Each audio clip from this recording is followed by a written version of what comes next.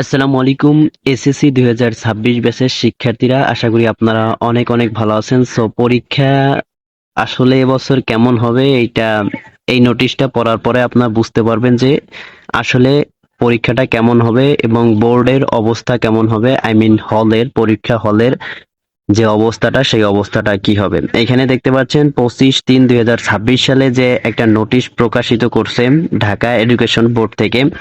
দেখতে পাচ্ছেন এখানে লেখা রয়েছে বিষয় 2026 সালে মাধ্যমিক স্কুল সার্টিফিকেট এসএসসি পরীক্ষা সুষ্ঠু, সুন্দর, নকলমুক্ত ও শান্তিপূর্ণ পরিবেশে গ্রহণের লক্ষ্যে প্রতিটা কেন্দ্রে সিসিটিভি ক্যামেরা স্থাপন প্রসঙ্গে উপযুক্ত বিষয় প্রেক্ষিতে জানানো যাচ্ছে 2026 সালের মাধ্যমিক স্কুল সার্টিফিকেট এসএসসি পরীক্ষা সুষ্ঠু, সুন্দর, নকলমুক্ত ও শান্তিপূর্ণ পরিবেশে গ্রহণের লক্ষ্যে প্রতিটি পরীক্ষা কেন্দ্রে সিসিটিভি ক্যামেরা স্থাপন করতে হবে।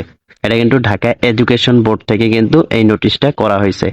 সিসিটিভিতে ধারণকৃত সকল রেকর্ড 7 দিন পর পর ঢাকা শিক্ষা বোর্ডের উপপরীক্ষা নিয়ন্ত্রণ মাধ্যমিক, এখানে একটা জিমেল দেওয়া রয়েছে, এই জিমেলে ও পরীক্ষা নিয়ন্ত্রণ বরাবর উল্লেখিত ইমেলে প্রেরণ করতে হবে। অর্থাৎ মাধ্যমিক এবং এখানে আরো একটা ইমেল রয়েছে, এই ইমেলে কিন্তু 7 দিন পর পর প্রেরণ করতে হবে।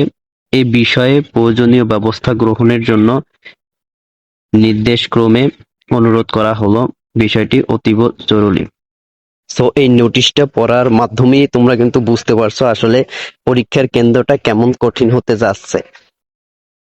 আমরা পূর্বে যত পরীক্ষা দিছে সেই পরীক্ষায় কিন্তু এরকম নোটিশ প্রকাশিত হয়নি। এখানে লেখা হয়েছে যে 7 দিন পর পর কিন্তু ওই যে ফুটেজগুলো, এই ফুটেজগুলো কিন্তু ঢাকা এডুকেশন বোর্ডের যে ইমেল রয়েছে সেই ইমেলে কিন্তু প্রেরণ করতে হবে প্রত্যেকটা হল থেকে, আই মিন প্রত্যেকটা কক্ষ থেকে।